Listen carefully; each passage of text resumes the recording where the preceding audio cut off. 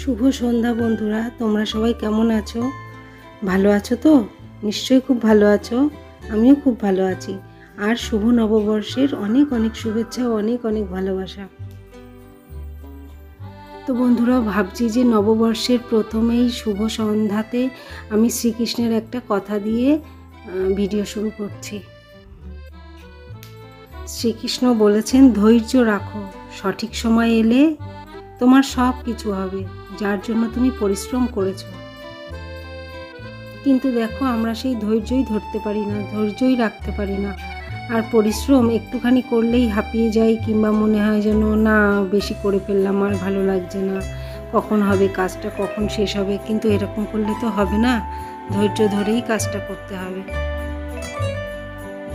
শ্রীকৃষ্ণ এটাও বলেছেন, যে লড়াই করে সে হারে না, হারে সেই যে হারের ভয়ে লড়াই করে না। তো বন্ধুরা, সব কাজে যেমন আমাদের ধৈর্য ধরে রাখতে হবে, তেমনি লড়াইও করতে হবে, পরিশ্রমও করতে হবে, তারপরে ফলের আশা। কেউ একজন বলেছেন, কর্ম করে যাও, ফলের আশা করো না। এটাও ঠিক কথা, কিন্তু কর্ম করা, নিষ্ঠা করা, এগুলো অনেক কঠিন কাজ। তাই আমি ঈশ্বরের চরণে নিজেকে সঁপে দিয়ে তাকে শুধু ভালোই বেসে যাই, যে ঈশ্বর, হে ঈশ্বর, তুমি আছো আমার সাথে, তুমি থেকো আমার সাথে, ব্যাস এটুকুই। হে কৃষ্ণ, হে প্রভু, তুমি আছো, তুমি ছাড়া আর কিছু নেই। সব জায়গায়, সর্ববস্তুতেই শুধু তুমি আর তুমি। বন্ধুরা, জানো তো, আমি একবার শঙ্খ 40 সেকেন্ড বাজিয়ে ফার্স্ট হয়েছিলাম। তো চেষ্টা করি 60 সেকেন্ড বাজানোর, নিজে নিজেই চেষ্টা করি। কম্পিটিশানে যাবো কি না জানি না, বা কখনো আবার প্রতিযোগিতায় নাম দেবো কি না সেটাও জানি না, কিন্তু আমার ভালো লাগে যে আমি কতক্ষণ বাজাতে পারছি, সেইটা জন্যই আমাকে সেটার জন্যই আমার বেশি ভালো লাগে। তো বন্ধুরা, সন্ধে দেওয়া হয়ে গেলে যাব হালকাতা করতে। আজ তো পয়লা বৈশাখ, একটু হালকাতা করতে বেরোতে হবে। তো সেই জন্য দেখো, শাড়ি পরে গুছিয়ে নিয়েছি। এমনি তো শাড়ি পরাই হয় না, তো এই সুযোগে একটু শাড়ি পরলাম। তো এসে আবার তোমাদের সাথে কথা বলবো।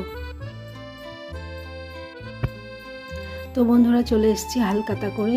এসে দেখো ঘরের কি অবস্থা। মেয়ে একা ঘরে ছিল, মেয়ে পুরো চারিদিক ছড়িয়েছে। তারপরে আবার আমার জামা কাপড়, সেগুলো ভাঁজ করতে হবে।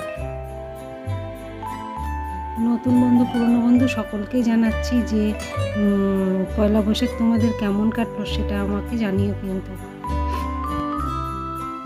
পয়লা বৈশাখে জন্মদিনে ভাবি যে একটু চেঁচামেচি করবো না, একটু বকাবকি করবো না, কিন্তু হয় না, সেই বকাবকি করতেই হয়।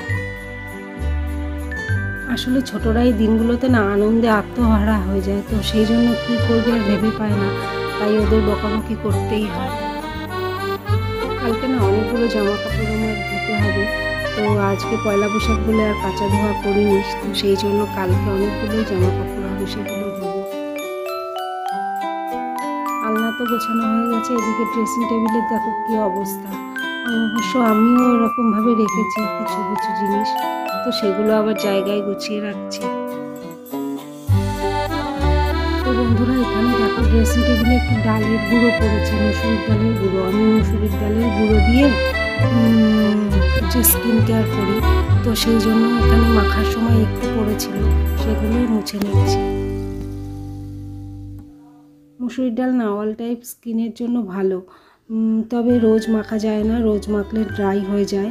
মুলতানি মাটির থেকেও ভালো, তো আমার ভীষণই ভালো লাগে, সেই জন্য আমি মুসুরির ডালের গুঁড়োটা ব্যবহার করি। মুসুরির ডাল ইউজ করলে আর ফেস ওয়াশ বা বডি ওয়াশ ইউজ করতে হয় না। তো তোমরা কে কে আমার মতো মুসুরির ডাল ইউজ করো আমাকে কমেন্টে জানিও কিন্তু।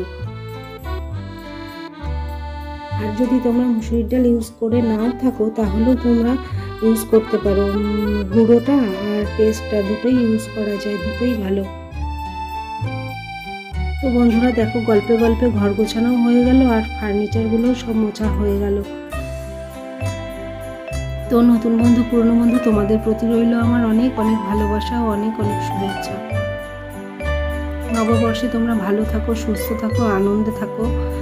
খাওয়া দাওয়া করো ও ঘুরতে যাও, বেড়াতে যাও, ভীষণই ভালো থাকো, এটাই ঈশ্বরের কাছে প্রার্থনা করি। তো বন্ধুরা, ভিডিওটি যদি তোমাদের ভালো লেগে থাকে তাহলে লাইক, কমেন্ট, শেয়ার ও সাবস্ক্রাইব করতে ভুলো না। তো আজকের ভিডিও এই পর্যন্তই, আবার কাল চলে আসবো নতুন কোনো ভিডিও নিয়ে। তাই আজকের জন্য টাটা।